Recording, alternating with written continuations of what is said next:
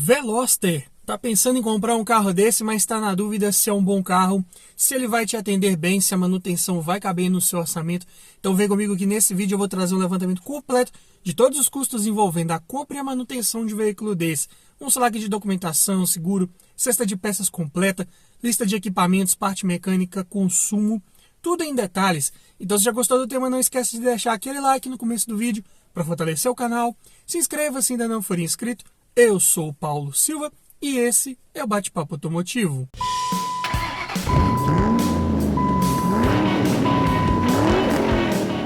E o Veloster aqui em análise é com motor 1.6, 16 válvulas, gasolina e câmbio automático, ano 2013. E vamos começar falando aqui dos custos envolvendo a compra de um veículo desse. E todos os preços que eu disser nesse vídeo foram cotados em junho de 2022, começando pela tabela da KBB, que nesse vídeo vai fazer referência a um veículo em bom estado de conservação, com a quilometragem média de 10 mil km rodados por ano e preço médio de venda particular. Está em R$ 59.841. Já a tabela FIP está bem acima desse valor, R$ 65.053. E uma vez adquirindo um veículo desse, você vai precisar fazer a transferência de propriedade dele para o seu nome. E a taxa de transferência esse ano está em R$ 233,74. E também vai precisar colocar as placas Mercosul se você estiver adquirindo ele de um outro município e já não vier com as placas instaladas. Em média, aqui na minha região é cobrado em torno de R$ 300. Então, já no ato da compra, considerando tabela FIP, você vai desembolsar para um carro desse R$ 65.586,74. É claro que podem ter leves variações nesse valor, dependendo do estado de conservação, da quilometragem, do preço que o vendedor estiver pedindo, mas em média ficaria nesse valor aí, já com toda a parte de transferência paga. Mas vamos falar agora de custos envolvendo documentação, começando aqui pelo IPVA, que aqui em Minas é recolhido aproximadamente 4% da tabela FIP. Porém, esse ano, excepcionalmente, não será recolhido sobre o valor de tabela FIP de 2022, e sim sobre o valor de 2021, que estava na época em R$ 48.153. Subiu bastante o preço desse carro, né? 4% desse valor fica em R$ 1.926,12. E também vai precisar pagar anualmente a taxa de licenciamento, que aqui no meu estado está em R$ 135,95. E um seguro também seria interessante você pensar fazer para um carro desse. Eu vou colocar aqui uma média de 5% da tabela FIP, que é uma taxa que eu costumo cotar aqui para os vídeos do canal. Vai ficar em R$ 3.252,65. Mas tenha em mente que esse é um carro um pouco mais de nicho, um pouco mais exclusivo, ficou pouco tempo no mercado. Então as peças de acabamento externas, internas, são mais exclusivas, são mais difíceis de serem encontradas, consequentemente são mais caras. Isso tudo vai tender o seguro desse carro a ser mais elevado. É um carro também um pouco mais visado para roubo, então o preço do seguro vai lá para cima. E esse valor também pode mudar dependendo da sua idade, da cidade que você mora, do uso que você faz desse carro, ou se você já tem bônus. Então tenha este número que está aparecendo para você apenas como uma média. Mas falando agora em depreciação, pegando o valor dele de tabela cotado há 3 anos atrás, ou seja, em junho de 2019, era de R$ 48.903. Diminuindo do valor atual e dividindo por 3, esse carro teve uma inflação média por ano nos últimos 3 anos de R$ 5.383,33. Em percentual dá 8,28%. Apesar de ter sido um carro que não caiu muito no gosto popular na época, é um carro que teve seus altos e baixos aí no mercado, ainda assim, hoje em dia está com uma inflação bem considerável, frente aos seus concorrentes e frente a carros até de outros segmentos, ele teve uma valorização, entre aspas, bem expressiva. E essa valorização foi tão grande que foi maior do que os outros custos de IPVA, licenciamento e seguro. Então, fazendo o somatório de todos esses custos e descontando a inflação que ele teve no seu preço, ainda sobrou um saldo por ano de R$ 68,61, o que dá por mês R$ 5,72. Deu para pegar, não é? Mas é claro que isso só está sendo possível porque estamos vivendo ainda um cenário atípico no mercado de carros novos e usados, com os valores tendendo a subir muito de preço. Então, Observem o quanto que esse carro ficou mais caro nos últimos 3 anos. Ficou tão caro que, se você comprou ele há 3 anos atrás e vendeu ele agora, só o que você pegou de valorização aqui de tabela FIPE deu para cobrir todos os gastos que você teve durante esses 3 anos com IPVA, licenciamento e seguro. Olha que curioso. Mas é claro que, para você que está olhando um carro desse para comprar agora, muito provavelmente isso não vai acontecer nos próximos 3 anos. Esperamos até que não, porque os carros estão ficando cada vez mais velhos, mais usados e ficando mais caros. Isso é loucura. Então, a tendência natural é que os carros comecem a cair de preço ao longo dos anos. Então, daqui a 3 anos, quando você pensar em revender, vamos colocar uma média assim dessa forma, muito provavelmente lá ele vai estar com um preço menor do que está hoje. Se isso acontecer, você vai ter que somar aos custos de documentação e seguro o valor que ele der de depreciação. Algo para ficar atento. Mas vamos falar agora de manutenção. Como que é a cesta de peças de trocas periódicas preventivas do Veloster? Mas antes, eu tenho um recado para você. Tá olhando um carro para comprar, mas está na dúvida se é um bom carro, se foi um carro bem cuidado, se está com a quilometragem adulterada, se já foi batido. Quer aprender a avaliar um carro em detalhes? Para isso, eu desenvolvi um e-book completinho com várias dicas para você avaliar seu próximo carro, várias técnicas para você identificar se um carro foi bem cuidado, se o carro está todo original. E também tem nesse e-book um checklist completo com mais de 280 itens de tudo que você precisa observar em um carro e o que você precisa observar para cada um desses itens, para você fazer uma análise mais criteriosa e não esquecer nada na hora da avaliação. Então esse e-book vem para te trazer muito mais conhecimento sobre como avaliar um carro e com isso aumentar muito as suas chances de levar um excelente veículo para a sua garagem. Link na descrição. E começando aqui pelo kit de pastilhas de freio dianteiras da Cobrec, R$ 156. Já o par de discos de freio dianteiros da Fremax, R$ 628. Kit de velas da NGK, as 4 velas, R$ 163.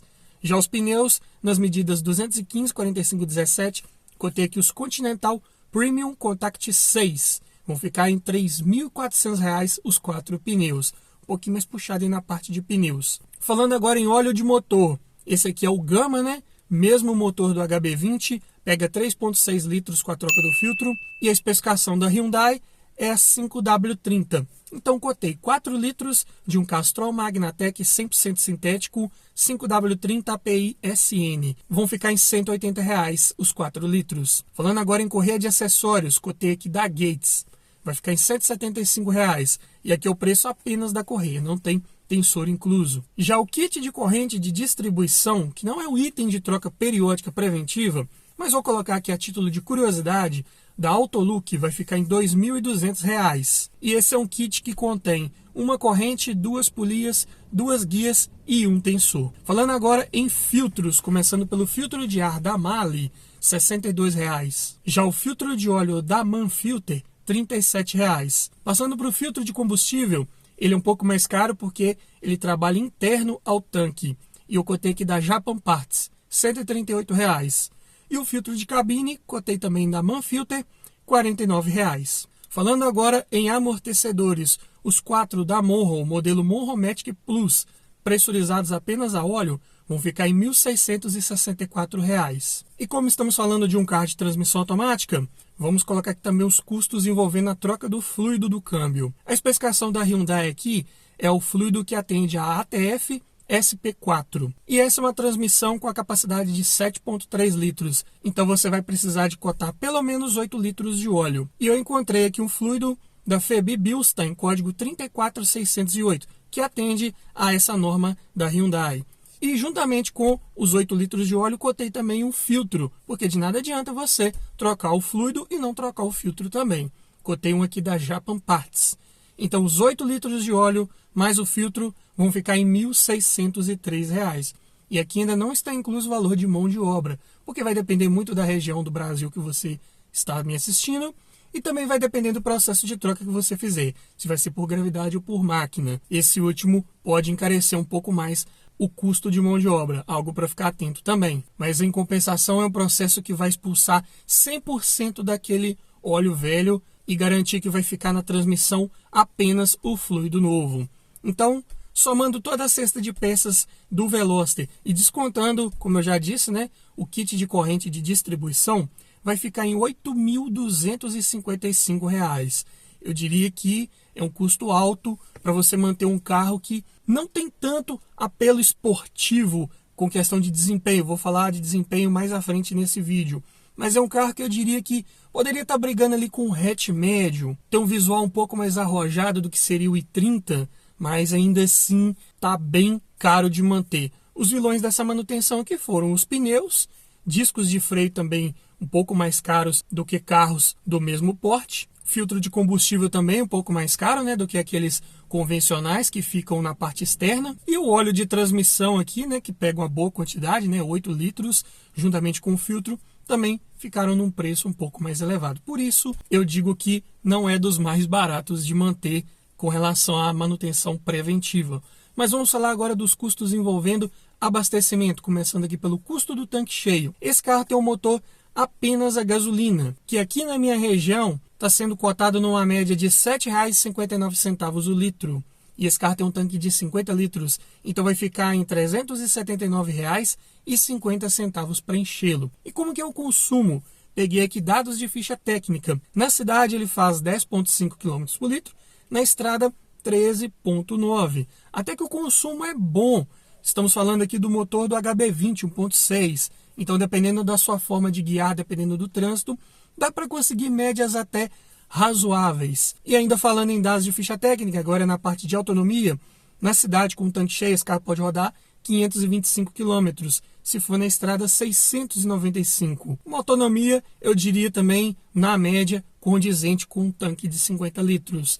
Mas vamos falar agora da lista de equipamentos. Como vem essa versão única do Veloster? De série ele já conta com direção elétrica com ajuste de altura e profundidade, vidro elétrico nas 3 portas, porque é um carro de 3 portas, além de travas elétricas, retrovisores elétricos com rebatimento, alarme, rodas de liga leve, ar-condicionado digital, computador de bordo, bancos de couro, sendo que o do motorista tem ajustes elétricos, controlador de velocidade, chave presencial, 6 airbags mais ABS, câmera de ré, cinto de 3 pontos e apoio de cabeça para todo mundo, faróis de neblina e sensor de estacionamento traseiro. E o único opcional disponível era o teto solar panorâmico. Bem completinho, bem equipado, eu diria, para um carro de uma proposta mais esportiva, um carro que vem com a missão de ser mais requintado um pouco, né?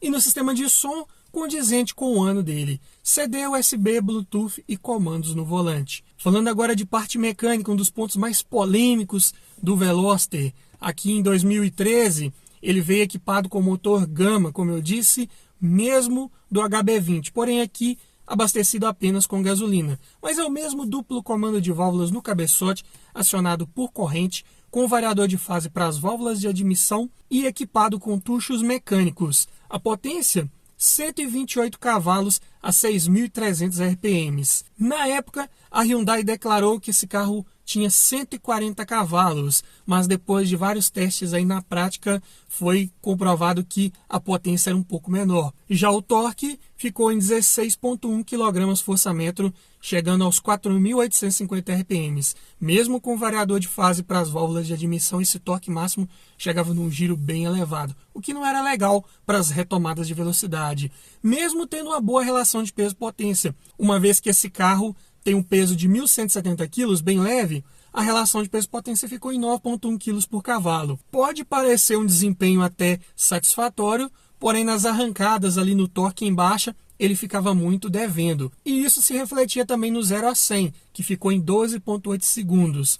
Um dos culpados também é o câmbio automático de 6 velocidades, acoplado ao motor por conversor de torque, que tem como uma de suas prioridades trocas de marcha mais suaves um pouco, assim como as arrancadas também não tão bruscas, então perde-se um pouco de tempo nesses momentos. Esse aqui é um automático de 6 velocidades, é o A6 GF1, mesmo do HB20, mesmo do i30, câmbio bem confiável, resistente, não quebra com facilidade, óbvio, se você fizer a troca de óleo no tempo correto. A recomendação da Hyundai é que seja feita a troca a cada 100 mil quilômetros aproximadamente. Então fique ligado se estiver olhando um carro desse para comprar. Se estiver com a quilometragem acima dessa, veja se já passou por essa revisão. Mas no mais, é um bom câmbio com certeza. Sistema de suspensão é simples, McPherson na dianteira e eixo de torção na traseira. Um carro de proposta um pouco mais esportiva não tinha uma multilink na traseira, por exemplo, como o próprio i30, o que era no mínimo curioso. Já o sistema de freios, um pouco mais requintado, disco nas 4 rodas, sendo ventilados na dianteira e sólidos na traseira. E a direção elétrica, pelo menos aqui um ponto positivo também, porque rouba menos potência do conjunto mecânico, tem assistência variável de acordo com a velocidade, o que é bem interessante. O porta-malas é pequeno, como era de se esperar de uma carroceria dessa, né? 320 litros de capacidade. Porém, permite o rebatimento do banco traseiro se você quiser aumentar um pouco mais essa capacidade de carga. Mas falando aqui dos pontos positivos principais de se adquirir um Veloster. O primeiro deles aqui eu diria que é a robustez mecânica. Como eu disse, mesmo o motor e câmbio da linha HB20, então bem confiável, bem resistente, com boa oferta de peças no mercado. Algumas aí, como vocês viram em números, não são tão baratas, por exemplo, discos de freio. Claro que não são os mesmos do HB20, então aqui são um pouco mais caros. O que não compartilha com o HB20 é um pouco mais caro no Veloster, infelizmente.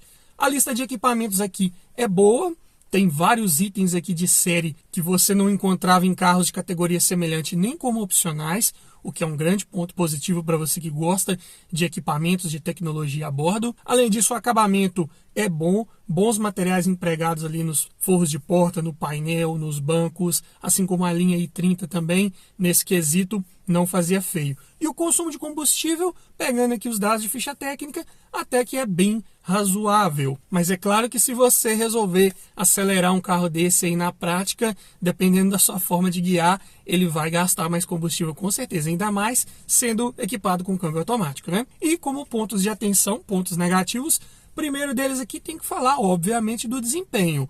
Mas é um carro que ele veio mal posicionado, veio com muita expectativa, principalmente no nome, né? Veloster. O que você espera de um carro com esse nome? É que tenha um desempenho realmente esplêndido, seja um carro esportivo, né? Veloz, mas não. Aqui era um motor de um carro popular, né? De entrada, equipando um carro de proposta esportiva. A relação de peso-potência já não estava ali das melhores, o que acabou prejudicando um pouco o desempenho desse carro e deixando vários donos insatisfeitos na época e até hoje. Além disso, esse carro tem step de uso temporário, para quem não gosta também pode ser um problema, mas se não for assim, o porta-malas ficaria ainda menor do que já é, então eu ainda daria uma ressalva nesse aspecto.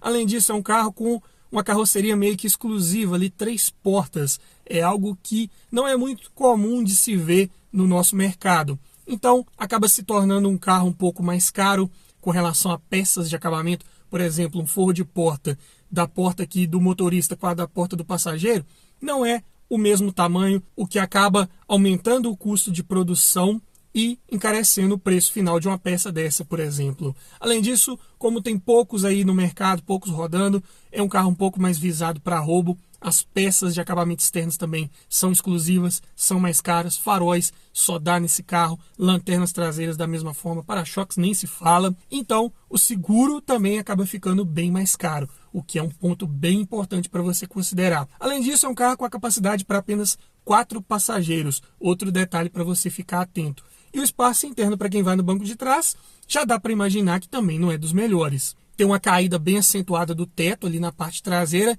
então quem tem mais de 1,80, 1,85 pode não ficar muito bem acomodado no banco traseiro.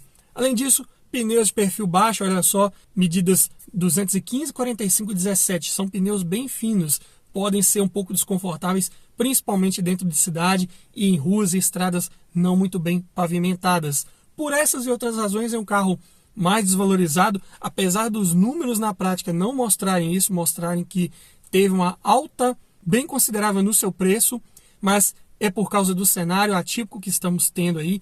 Todos os carros praticamente tiveram essa alta. no geral, comparado com seus concorrentes, é um carro que tende a desvalorizar mais e também ser mais difícil de revendê-lo, pois é um carro mais de nicho, né? Design esportivo, só leva 4 passageiros e com porta-malas pequeno. Então, para várias necessidades, para vários tipos de consumidores, é um carro que não vai atender muito bem, por isso não é tão procurado quanto vários concorrentes aí do mercado. Algo para ficar atento. Mas me diga você, frente a essa análise que fizemos do Veloster, você levaria um carro desse para sua garagem? Deixe aí nos comentários, quero ouvir a sua opinião. E se você gostou desse tipo de vídeo, eu te convido a assistir ao final a playlist que eu vou deixar com vários vídeos nesse formato, em que eu trago um levantamento completo dos custos envolvendo a compra e a manutenção daquele veículo que você está procurando. Tá na dúvida entre um Veloster e um outro carro? Muito provavelmente lá nessa playlist já vai ter o vídeo que você precisa assistir para acabar de tirar suas dúvidas e escolher o melhor carro para sua garagem. Então vai lá, dá uma olhada que tá legal e tá bacana. E é isso aí. Obrigado por assistir, aquele abraço e até o próximo vídeo.